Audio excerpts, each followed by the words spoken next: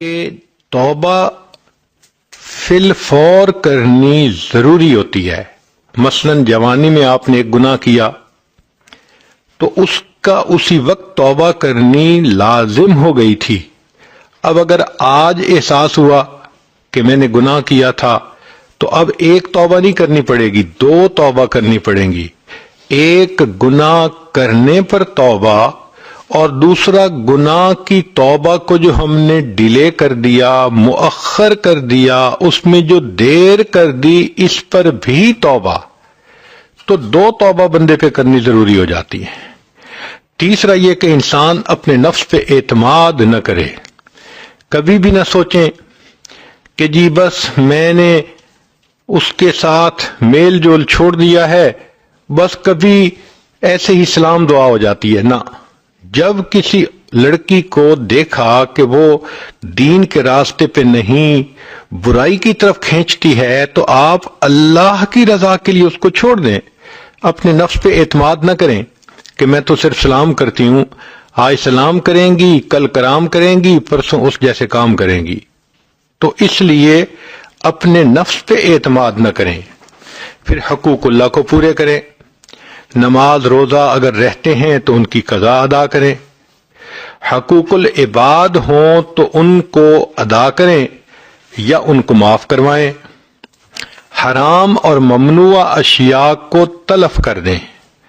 مثال کے طور پہ اگر آپ نے اپنی پکچرز البم بنائی ہوئی ہے تو شریعت نے تصویر کو حرام کہا، سوائے اس کے کہ آئیڈینٹی کے لیے اس کی ضرورت ہو، پاسپورٹ کے لیے، آئی ڈی کے لیے، ڈرائیونگ لائسنس کے لیے، تو شریعت نے مجبوری کے تحت اس کی اجازت دی ہے۔ حج عمرے پہ جانا ہے، اس کی اجازت دی ہے۔ لیکن یہ جو ہم لذت کی خاطر، انجوائے کرنے کی خاطر، فن کی خاطر تصویریں بناتے ہیں، اور بالخصوص شادی بیاہ پر عورتیں جو دلہن بن کے اپنی تصویریں کھنچواتی ہیں، یہ شرعاً حرام ہوتی ہیں۔ تو ایسی تصویروں کا تلف کرنا یہ بھی فرض ہو جاتا ہے۔ یا اگر کسی لڑکی کے کہیں ناجائز تعلقات رہے اور اس مرد نے کوئی چیزیں اس کو گفٹ کے طور پہ دیں، تو ان ناجائز چیزوں کا تلف کرنا اس پر ضروری۔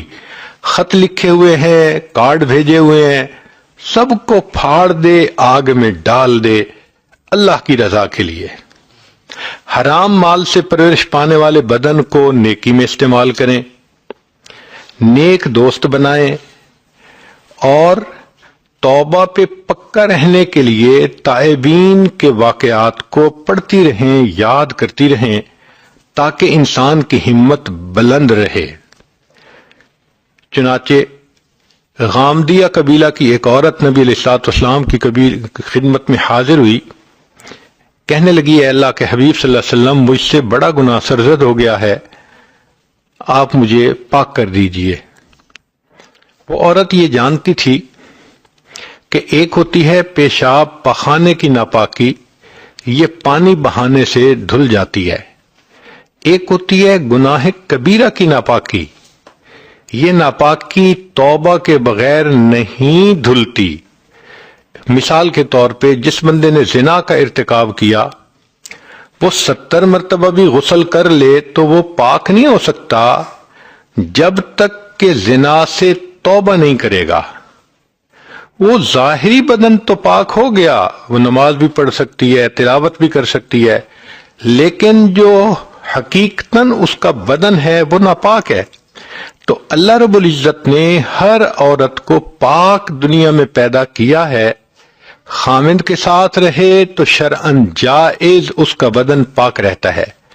جس عورت کے جسم کو غیر محرم نے غیر شرعی طریقے سے ہاتھ لگائے، اس عورت کا جسم پولیوٹڈ ہو گیا، ناپاک ہو گیا۔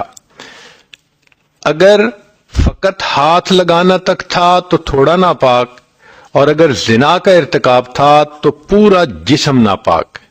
اب یہ ناپاکی توبہ کے بغیر نہیں دھل سکتی۔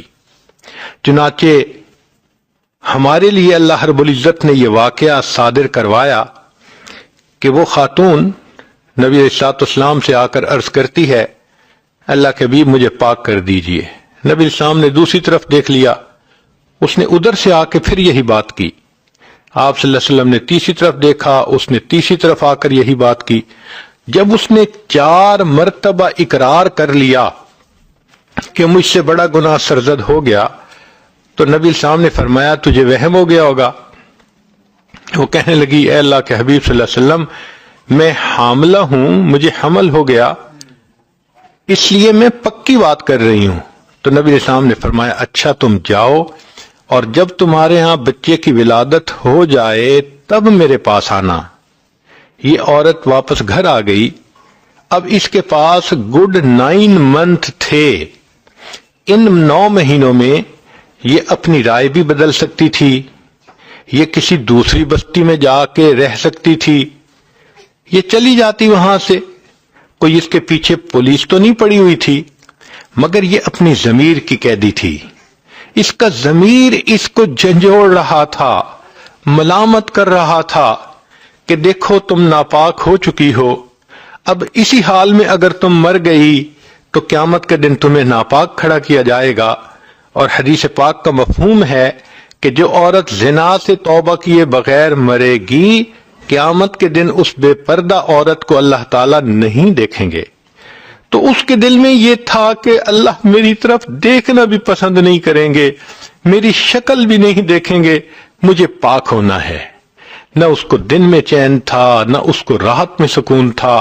یہ 9 مہینے اس نے پیچ و تاب میں گزارے، زمین اپنی پوری فراخی کے باوجود اس پہ تنگ ہو گئی تھی، وقت نہیں گزرتا تھا، وہ دعا مانگتی تھی میں جلدی فارغ ہو جاؤں بچے والی امانت سے، اور میں پاک ہونا چاہتی ہوں۔ جب بچے کی ولادت ہوئی، وہ بچے کو لے کے نبی اسلام کی خدمت میں حاضر ہوئی۔ اے اللہ کے حبیب صلی اللہ علیہ وسلم، میرے ہاں بیٹا پیدا ہو گیا ہے۔ نبی اسلام نے فرمایا اچھا اس کو دودھ پلاؤ۔ اب دودھ پلانا 1.5 سے 2 سال کا معاملہ ہے۔ اس عورت کے پاس اتنا اور وقت تھا، اس عورت کی رائے نہیں بدلی، وہ عورت اپنی بات سے پیچھے نہیں ہٹی، وہ مکر نہیں گئی، بلکہ اس دوران بھی اس کی یہی کیفیت رہی، حتیٰ کہ جب بچے نے روٹی کھانی شروع کر دی تو وہ ایک دن نبی علیہ السلام کی خدمت میں اپنے بیٹے کو لائی۔ بیٹے کے ہاتھ میں روٹی کا ٹکڑا تھا۔ اے اللہ کے حبیب صلی اللہ علیہ وسلم، میرے بیٹے نے اب روٹی کھانی شروع کر دی، دودھ اس نے بند کر دیا۔ نبی علیہ السلام نے صحابہ سے فرمایا کہ اس پر حد جاری کرو، اس کو پاک کر دو۔ وہ عورت جانتی تھی میرے قبیلے کی بدنامی ہوگی، وہ جانتی تھی کہ مجھے اذیت ملے گی، میری موت آ جائے گی، مگر وہ اتنا بھی جانتی تھی کہ دنیا کی ذلت کم ہے، قیامت کے دن کی ذلت بڑی اور بری ہے۔ لہذا اس نے کہا کہ مجھے پاک کیجئے۔ جب اس عورت کو رجم کیا گیا تو اس وقت ایک صحابی نے غصے کی کوئی فکرہ اس کے سامنے کہہ دیا۔ نبی علیہ السلام نے سنا تو نبی علیہ السلام نے غصے کی بات کرنے والے صحابی کو منع کیا اور فرمایا کہ نہیں، لقد تابت توبتن، اس عورت نے ایسی سچی توبہ کی ہے، لو قسمت بین 70 من اہل المدینہ وسعتہم، کہ اگر مدینہ کے 70 گناہگاروں پر اس کا ثواب تقسیم کیا جاتا، اللہ 70 کی بھی مغفرت فرما دیتے۔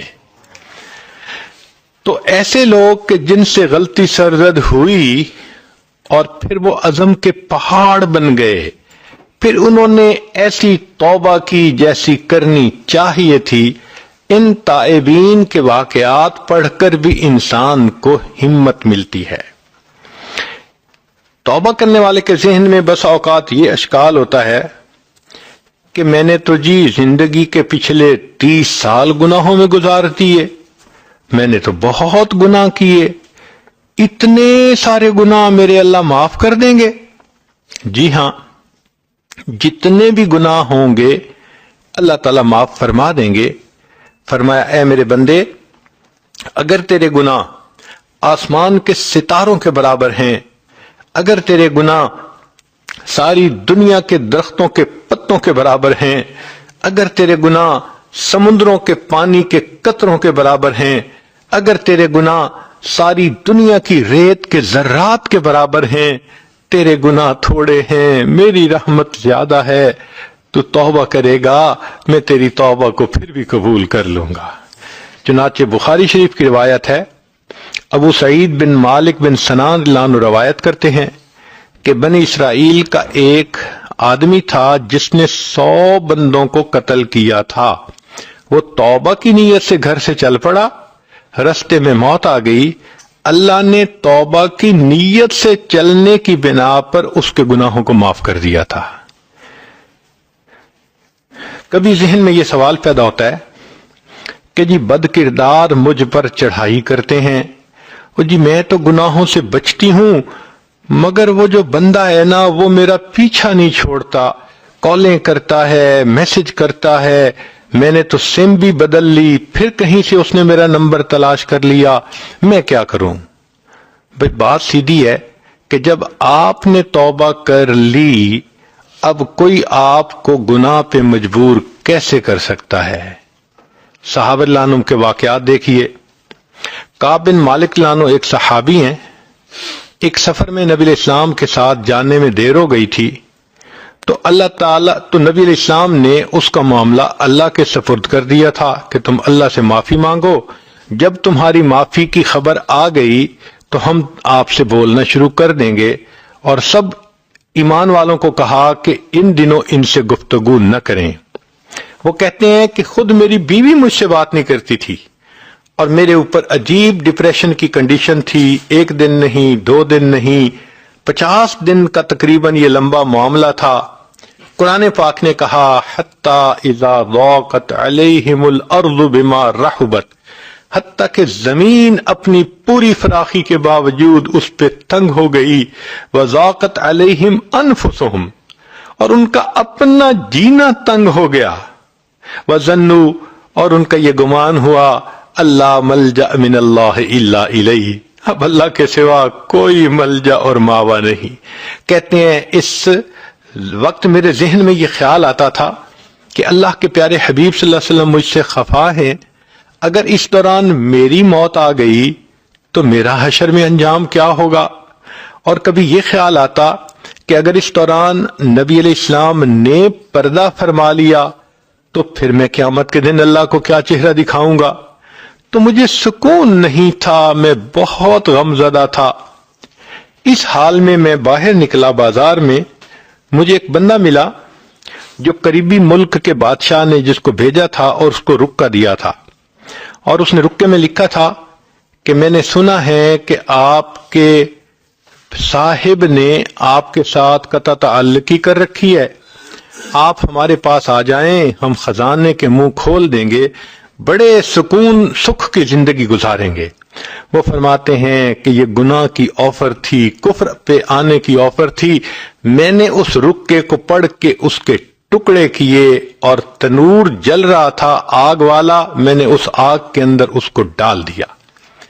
आप भी ऐसे ही करें कि जिस तरह उन्होंने खत फाड़ के आग में डाला, कोई आपको खत लिखे फाड़ के आग में डालें, कोई मैसेज करे उसको डिलीट कर दें, कोई फोन करे उसको अटेंड ही ना करें। जब आपने अहद कर लिया, अब कोई कैसे गुनाह पे मजबूर कर सकता है? एक सहाबी थे हजरत मुर्शिद रजी अल्लाह ताला अन्हो। जमाने कुफ्र में, जाहिलियत में एक औरत के साथ उनके ताल्लुकात बुरे थे। चुनाचे ये मदीना तैयबा आ गए और इन्होंने कलमा पढ़ लिया। कुछ अरसे के बाद इनको तिजारत के सिलसिले में मक्का मुकरमा जाना पड़ा। ये मगरिब के बाद गली में से गुजर रहे थे कि वो औरत जिसका नाम उनाक था वो बाहर निकली और उसने देखा तो उसने बड़ा वार्म वेलकम किया। Hello, how are you, I miss you, I love you, जो गाने गाती हैं लड़कियां वही उसने भी गाने शुरू कर दिए। तो इन्होंने उसको रिस्पॉन्स न किया। वो बड़ी हैरान, मुर्शिद तुम वही हो ना कि जो मक्का की गलियों में मेरे पीछे फिरते थे, मुझे मिन्नतें करते थे, मेरी सिमाजत करते थे कि थोड़ा वक्त मेरे साथ गुजार लो, और मैं तुम्हें अपना चेहरा नहीं दिखाती थी। आज तुम इतने बेपरवाह कि मेरी तरफ ध्यान ही नहीं करते। سنو، میرا خامند سفر پہ گیا ہوا ہے اور میں گھر میں اکیلی ہوں، تم اپنے کام سمیٹ کے آ جانا، ہم آج رات دونوں اکٹھا گزاریں گے۔ اس عورت نے گناہ کی دعوت دی۔ متسلانوں نے کہا کہ نہیں، میں نہیں آؤں گا۔ اس دوران اس نے دیکھا کہ یہ شخص تو میرے چہرے کی طرف ہی نہیں دیکھ رہا، تو اس نے کہا کہ کیا مسئلہ ہے، تم آنکھ اٹھا کے چہرے کی طرف کیوں نہیں دیکھتے؟ تو مرسلانوں نے جواب دیا، اب ان آنکھوں نے اس ہستی کو دیکھ لیا ہے کہ جس کو دیکھنے کے بعد یہ کسی غیر محرم پہ نہیں پڑ سکتی۔ وہ تو اس بات کو نہیں سمجھتی تھی۔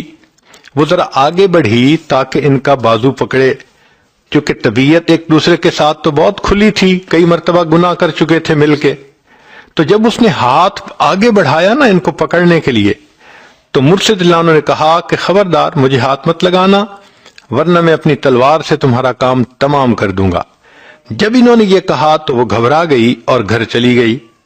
تو محدثین نے لکھا ہے کہ جیسے مرشد رضی اللہ عنہ نے اس عناق کے ساتھ ریسپونڈ کیا، آج ہمیں کسی بد کردار کے ساتھ گناہ کے معاملے میں ایسے ریسپونڈ کرنا چاہیے۔ جب آپ فرم ہیں، مضبوط ہیں، آپ نے سچی توبہ کر لی، آپ کے پاؤں کے نیچے چٹان ہے، کوئی آپ کو گناہ پہ کیسے مجبور کر سکتا ہے؟ ہاں، حدیث پاک میں کچھ دعائیں بھی ہیں، ان کو بھی پڑھیں تاکہ اللہ تعالیٰ شریروں کے شر سے نجات عطا فرمائے۔ اللہم انا نجعلک فی نحورہم ونعوذ بک من شرورہم۔ ایک دعا ہے، اللہم استر عوراتنا وآمن روعاتنا۔ ایک دعا ہے، اللہم لا تشمت بنا الاعداء ولا الحاسدین۔ کبھی ذہن میں یہ اشکال پیدا ہوتا ہے کہ میں توبہ تو کر چکی ہوں مگر پرانی یادیں عذاب بن گئی ہیں۔ حضرت 6 سال گزر گئے، اس شخص کا خیال ذہن سے ہی نہیں جاتا۔ میں نماز پڑھنے کھڑی ہوتی ہوں مصلی پہ، مجھے اس وقت بھی اسی کا خیال آ رہا ہوتا ہے۔ بھائی، پرانی یادیں واقعی عذاب ہوتی ہیں، اور اللہ ہی اس عذاب سے نجات دے سکتا ہے۔ اس کا طریقہ یہ ہے کہ آپ نماز کے بعد، تلاوت کے بعد یا 2 رکعت نفل پڑھ کے اللہ سے مدد مانگیں، اللہ رحمت کر دیجئے، اللہ کی رحمت کا معاملہ ہوگا، اللہ اس پوری میموری کو ہی ڈیلیٹ کر دیں گے، ماضی کی کوئی بات یاد ہی نہیں آتی۔ چنانچہ علماء نے لکھا ہے کہ توبہ قبول ہونے کی چند علامات ہیں، ان میں سے ایک علامت یہ ہے کہ اللہ تعالیٰ اس کو ماضی کی باتیں بھلا دیتے ہیں، خیال ہی نہیں آتا، کبھی اس کے بارے میں سوچ ہی نہیں جاتی۔ تو اگر توبہ قبول ہو جائے گی تو یہ میموری بھی آٹومیٹیکلی ڈیلیٹ ہو جائے گی۔ کبھی ذہن میں یہ خیال آتا ہے کہ کیا گناہوں کا اعتراف کرنا ضروری ہے کہ میں مانوں کہ میں نے گناہ کیے؟ جی ہاں، اللہ تعالیٰ کے سامنے تو اعتراف کرنا پڑے گا، یا تو اس دنیا میں کرنا پڑے گا ورنہ پھر آخرت میں کرنا پڑے گا۔ نبی اسلام نے دعا سکھائی، ابوء لک بنعمتک و ابوء بذنبی، اے اللہ میں آپ کی نعمتوں کا بھی اعتراف کرتا ہوں اور میں اپنے گناہوں کا بھی اعتراف کرتا ہوں۔ تو رب کے سامنے تو اعتراف کرنا ضروری ہے۔ جو دنیا میں نہیں کرے گا تو پھر وہ جہنم میں جا کے کرے گا۔ قرآن پاک میں فرمایا کہ جہنمی کہیں گے فَاعْتَرَفُوا بِذَنبِهِمْ فَسُحْقًا لِّأَصْحَابِ السَّعِيرِ، وہ اپنے گناہوں کا اعتراف کریں گے، بربادی ہے، ناس ہے ان جہنم والوں کے لیے۔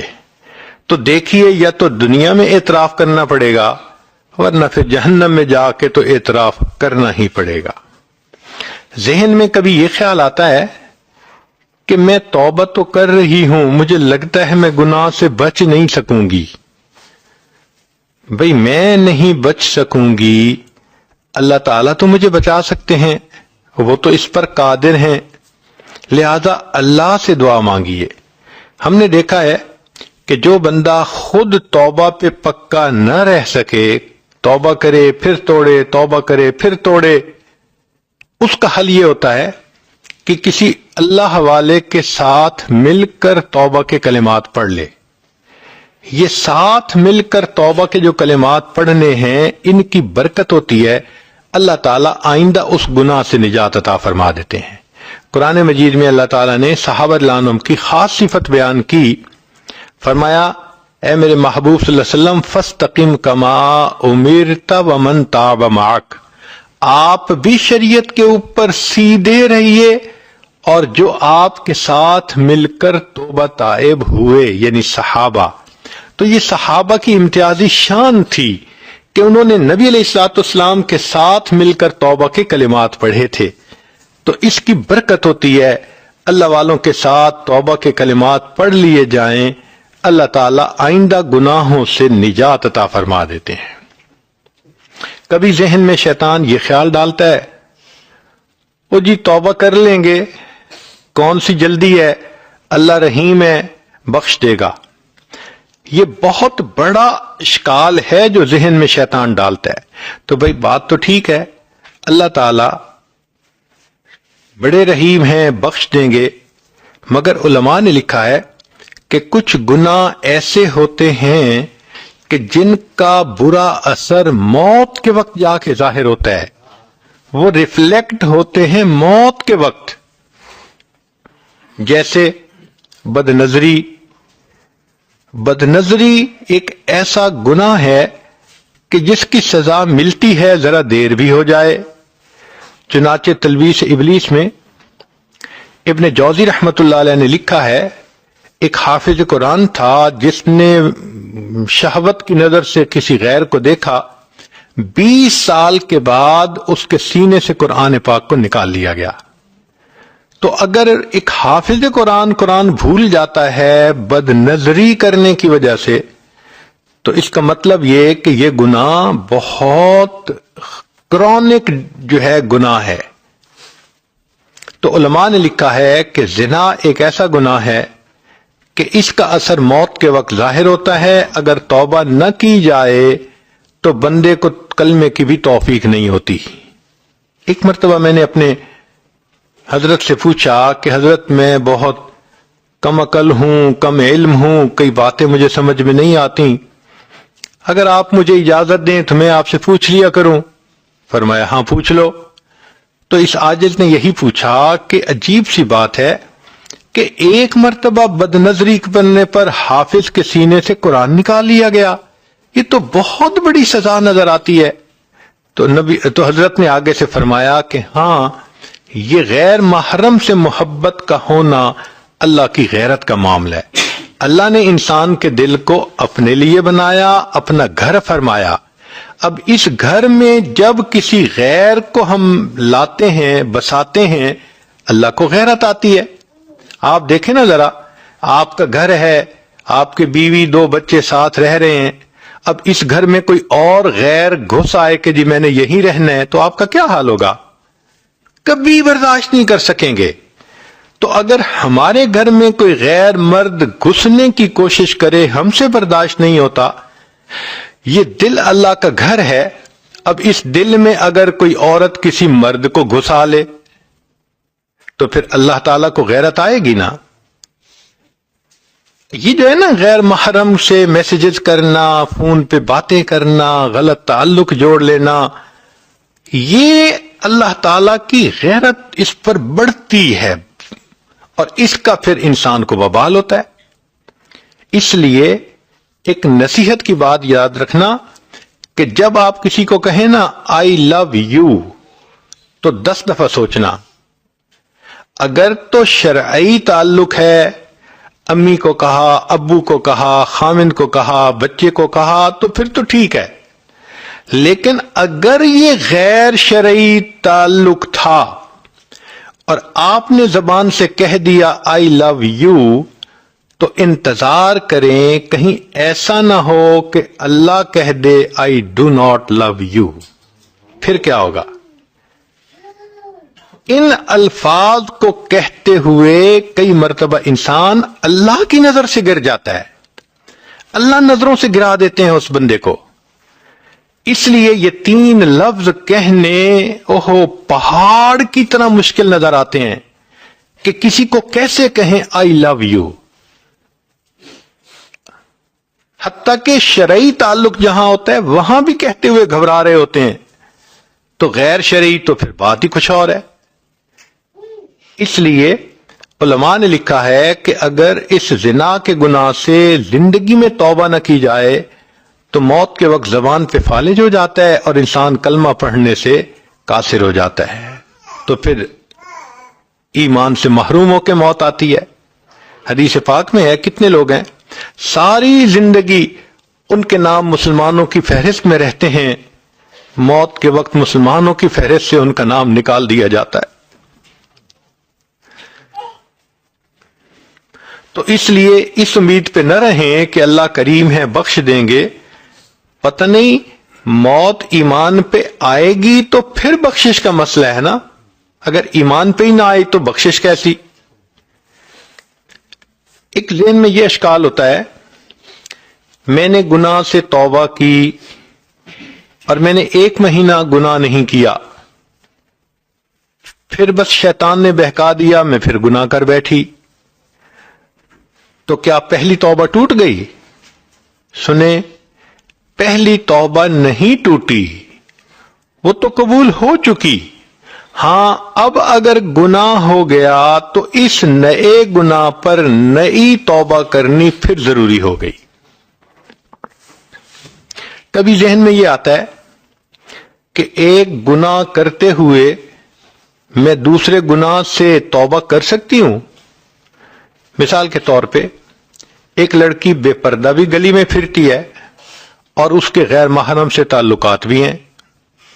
اب وہ کہتی ہے ٹھیک ہے میں غیر محرم سے تعلقات تو ختم کر دیتی ہوں مگر میں بھی پردہ نہیں کر سکتی، تو کیا ایک گناہ کرتے ہوئے دوسرے گناہ سے توبہ کر سکتی ہے؟ جواب جی ہاں کر سکتی ہے، فوراً توبہ کرے، اس کی برکت سے اللہ تعالیٰ اس پہلے والے گناہ سے بھی توبہ کی توفیق عطا فرما دیں گے۔ ذہن میں یہ خیال آتا ہے کہ میں نے تو پچھلے 15 سال سے نماز قضا کی، روزے بھی نہیں رکھے، 10 دن جو ہوتے ہیں عورتوں کے خاص جن کو قضا کرنا ضروری ہوتا ہے، تو میں کیا کروں؟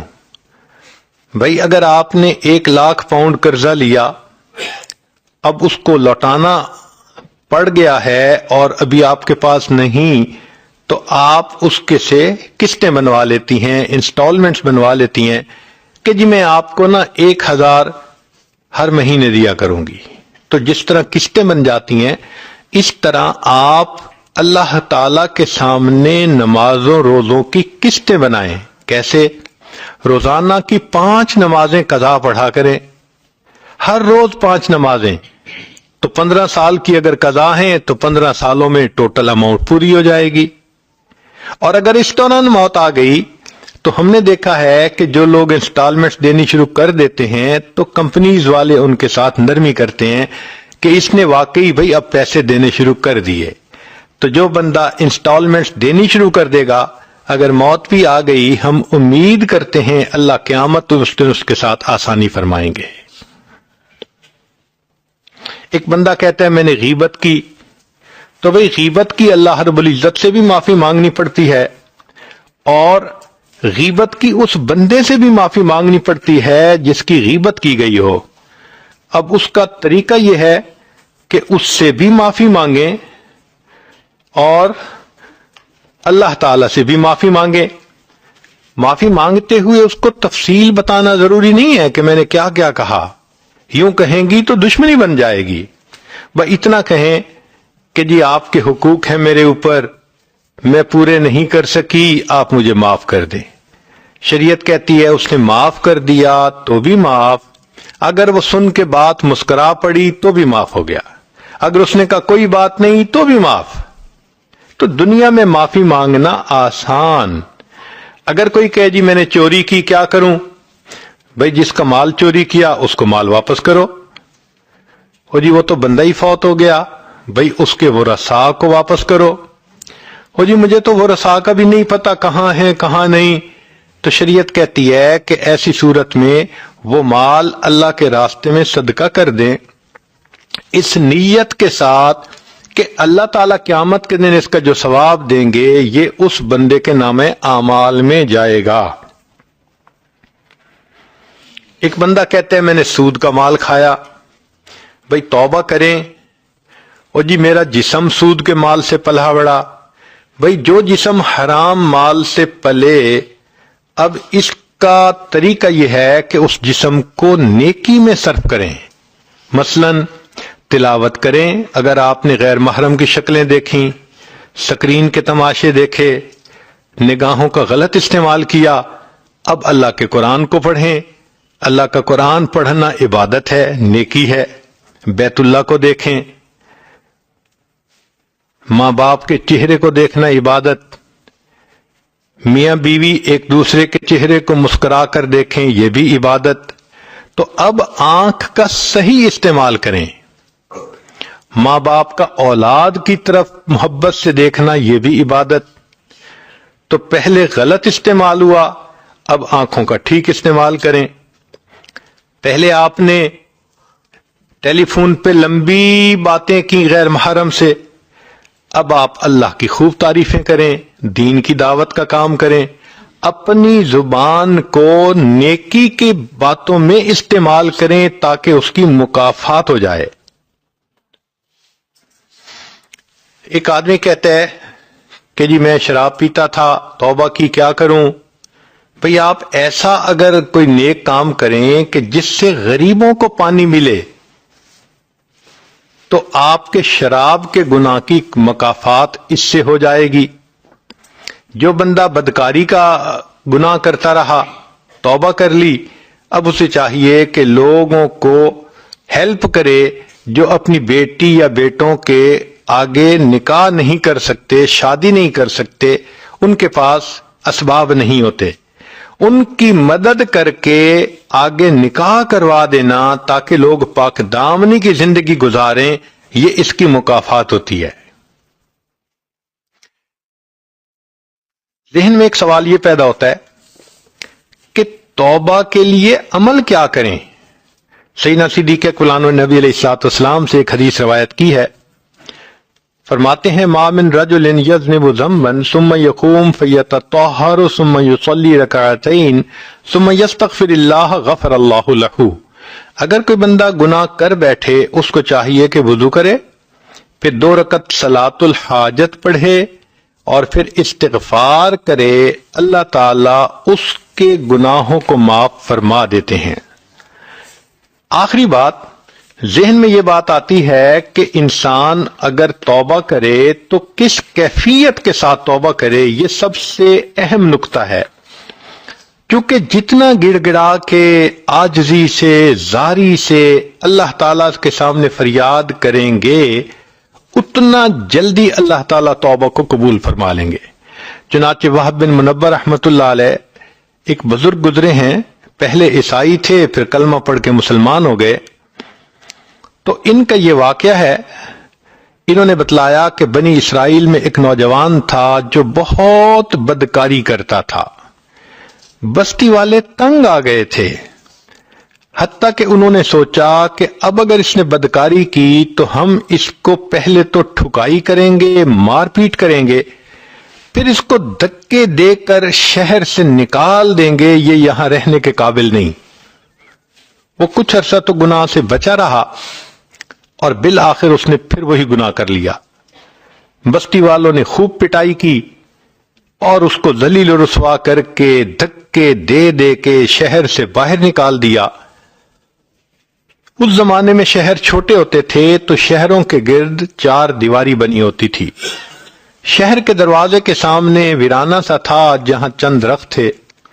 وہ نوجوان وہاں جا کے رہنے لگا، نہ کھانا تھا، نہ پینا تھا، نہ رہنے سونے کی کوئی جگہ تھی۔ اس دوران لگتا ہے کہ اس کو بخار آ گیا۔ بیماری بھی ہو اور دوائی نہ ہو تو بیماری ایگریویٹ ہو جاتی ہے، یا موسم اگر سخت زیادہ ہو، زیادہ سردی ہو تو بیماری اور بڑھ جاتی ہے۔ اس کے ساتھ بھی کوئی ایسا ہی معاملہ ہوا، حتیٰ کہ اس کی موت کا وقت آ گیا۔ اب جب اس کی موت کا وقت آ گیا تو ذرا پورا واقعہ سنیے کہ معاملہ ہوا کیا۔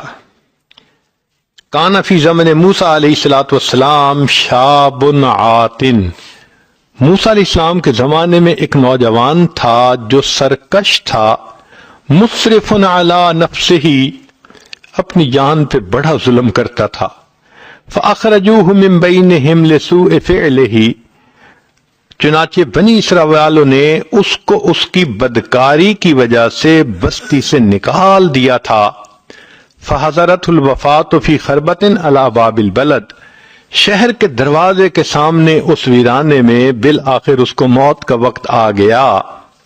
فأوحى اللہ تعالی الی موسیٰ علیہ السلام، اللہ تعالیٰ نے موسیٰ علیہ السلام کی طرف وحی نازل فرمائی اور کہا کہ اے میرے پیارے پیغمبر علیہ السلام، ان ولی من اولیائی حضرہ الموت، میرے اولیاء میں سے ایک ولی کو موت آ گئی ہے، فاحذرہ، آپ جائیے، وغسلہ، اس کو غسل دیجئے، وصلی علیہ، اور اس کا نماز جنازہ پڑھیے۔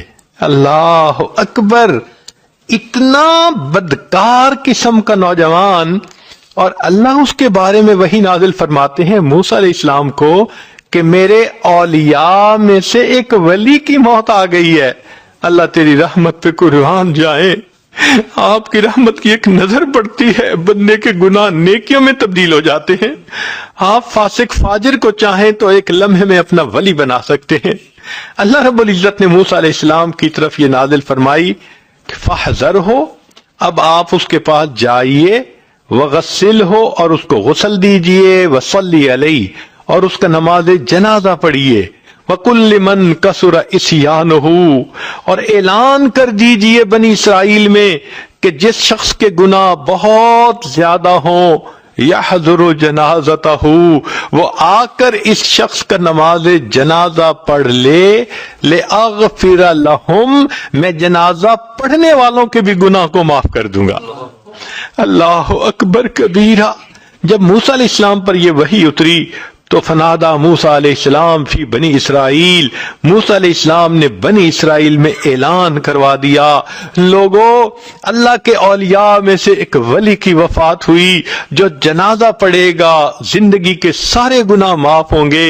فَكَثُرَ النَّاسُ، چنانچہ بنی اسرائیل کے لوگ بہت کثرت کے ساتھ وہاں آ گئے۔ فلما حضروہ، جب وہ وہاں آئے، عرفوہ، انہوں نے اس نوجوان کو پہچانا، فقالو، کہنے لگے، یا نبی اللہ، اے اللہ کے نبی علیہ الصلوۃ والسلام، ھذا ھو الفاسق، یہ تو وہی فاسق و فاجر شخص ہے، الذی اخرجناہ، جس کو ہم نے بستی سے نکال دیا تھا ذلیل و رسوا کر کے۔ فتعجب موسیٰ من ذالک، موسیٰ علیہ السلام اس بات پہ بڑا تعجب کرنے لگے کہ بات تو لوگوں کی بھی ٹھیک ہے۔ جب انہوں نے یہ کہا، فأوحى اللہ الیہ، اللہ نے موسیٰ علیہ السلام کی طرف وحی نازل فرمائی، صدقوا وہم شہدائی، الا انہ لما حضرته الوفات فی هذه الخربۃ نظر یمنۃ و یسرۃ، یہ لوگ موسیٰ علیہ السلام ٹھیک بات کر رہے ہیں، بندہ تو یہ وہی ہے، مگر معاملہ یہ ہوا کہ اس بدکار نوجوان کو جب اس ویرانے میں موت کا وقت آ گیا، نظر یمنۃ و یسرۃ، اس نے اپنے دائیں طرف دیکھا، اپنے بائیں طرف دیکھا، فلم یرا حمیما ولا قریبا، کوئی دوست اس کا پاس نہیں تھا، کوئی رشتہ دار اس کا پاس نہیں تھا، یہ تنے تنہا تھا۔ اس وقت اس نے مجھے پکارا، اللہ کوئی میرا یار ہوتا جو یاری کرتا، دلدار ہوتا دلداری کرتا، اللہ میری ماں میرے پاس ہوتی، میرے سر پہ شفقت کا ہاتھ رکھتی، میری بیوی میرے پاس ہوتی، وہ اللہ مجھے تسلیاں دیتی، میرا تو دنیا میں کوئی بھی میرے پاس نہیں، اللہ میں اکیلا ہوں۔ اللہ فرماتے ہیں، وَرَآ نَفْسَهُ وَحِيدَةً غَرِيبَةً، اور اس نے اپنے آپ کو دیکھا دتکارا ہوا ہے، اکیلا ہے، ذلیلتن ذلت کے حال میں ہے، منکسرتن اور اس کا دل ٹوٹا ہوا تھا۔ اور سچی بات تو یہ ہے جس کا دل ٹوٹتا ہے پروردگار اس کو رحمت کی نظر سے دیکھتے ہیں۔ چنانچہ اس حال میں اس نوجوان نے اللہ سے یہ دعا مانگی، فرفع بصرہ الیہ، اس نوجوان نے آسمان کی طرف نگاہ کر کے یہ کہنے لگا، الہی عبد من عبادک، اللہ تیرے بندوں میں سے میں بھی تو ایک بندہ ہوں، اللہ میں گناہ کر کے کوئی بندوں کی لسٹ سے تو نہیں نہ نکلا، نیکوں کی لسٹ سے تو میں نکل گیا، مگر گناہگار ہوں، بندہ تو میں آپ ہی کا ہوں نا۔ یہ تو ایسے ہی ہے کہ جیسے ایک بیٹا نافرمان بن جائے اور پھر وہ ماں کو مناتے ہوئے کہنے لگے، امی اگرچہ میں بڑا بدکار ہوں، بیٹا تو آپ ہی کا ہوں۔ وہ بیٹے کی فہرست سے تو خارج نہیں نہ ہو سکتا، وہ بیٹے والی محبت تو ماں کو بیٹے سے ہوتی ہے۔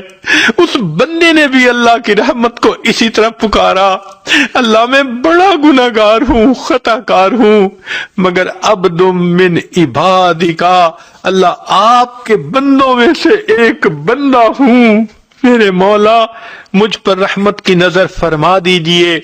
اگر مجھے معلوم ہوتا کہ مجھے بخش دینے سے آپ کی رحمت گھٹ جائے گی اور مجھے سزا دینے سے آپ کی شان بڑھ جائے گی، اللہ میں کبھی آپ سے مغفرت کا سوال نہ کرتا، اس لیے کہ ہمارے گناہوں سے آپ کی شان نہیں گھٹتی، ہمارے گناہوں سے آپ کی شان نہیں گھٹتی، اور ہمارے نیک بن جانے سے آپ کی شان نہیں بڑھتی۔ اللہ آپ تو بہت بلند ہیں، اور اللہ آپ نے موسیٰ علیہ السلام کی طرف یہ پیغام بھی بھیجا ہے، انی انا الغفور الرحیم، کہ میں بڑا غفور اور بڑا رحیم ہوں۔ اے اللہ جب آپ نے یہ پیغام بھیج دیا، فلا تخیب رجائی، اللہ میری امیدوں کو ناکام نہ کرنا۔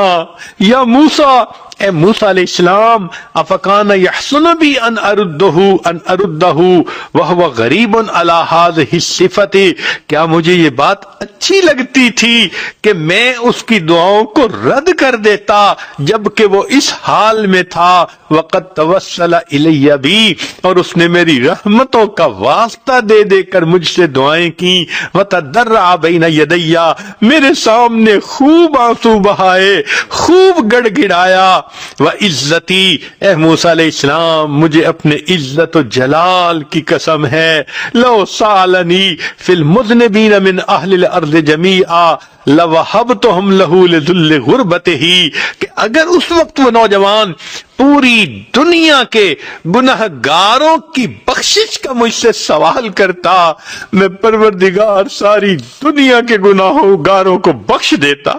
اللہ آپ کتنے کریم ہیں، کتنے مہربان ہیں۔ ایک بندے کی آپ کو توبہ اچھی لگتی ہے، ایک بندے پہ پیار آ جاتا ہے، آپ فرماتے ہیں اگر وہ میرے سامنے ساری دنیا کے گناہگاروں کی بخشش کی دعا کرتا، میں سب کے گناہوں کی بخشش فرما دیتا۔ پھر اس کے بعد رب کریم فرماتے ہیں، یا موسیٰ، اے موسیٰ علیہ السلام، انا کہف الغریب، میں پردیسی کی پناہ گاہ ہوتا ہوں، وحبیبہ، جس کا کوئی دوست نہیں ہوتا اس کا دوست میں پروردگار ہوتا ہوں، وطبیبہ، اور جس کی تیمارداری کرنے والا کوئی نہیں ہوتا اس کا تیماردار میں ہوتا ہوں، وراحمہ، اور جس پہ ترس کھانے والا کوئی نہیں ہوتا میں پروردگار اس پہ ترس کھا لیتا ہوں۔ آج ہم بھی اللہ سے یہی دعا کرتے ہیں، اے اللہ ہم پر ترس کھا لیجئے، ہم نے بہت گناہ کیے، ہم نے اپنی جانوں پہ ظلم کیا، اللہ آج احساس ہوا کہ ہم نے اپنے بدنوں کو ناپاک کیا ہوا ہے، اے کریم آج ہمارے بدن پاک فرما دیجئے، ہمیں قیامت کے ان کی ذلت سے بچا لیجئے۔ اللہ دو بندوں کے سامنے کی ذلت ہم سے برداشت نہیں ہوتی، قیامت کے دن ساری مخلوق کے سامنے کی ذلت کیسے برداشت ہوگی؟ اللہ دنیا کی دھوپ کی جو ہے گرمی ہم سے برداشت نہیں ہوتی، جہنم کی آگ کی گرمی ہم سے کیسے برداشت ہوگی؟ کریم آقا آج رحمت فرما دیجئے، ہمارے پچھلے گناہوں کو معاف کر دیجئے، آئندہ ہمیں نیکوکاری اور پرہیزگاری کی زندگی عطا فرمائیے۔ وآخر دعوانا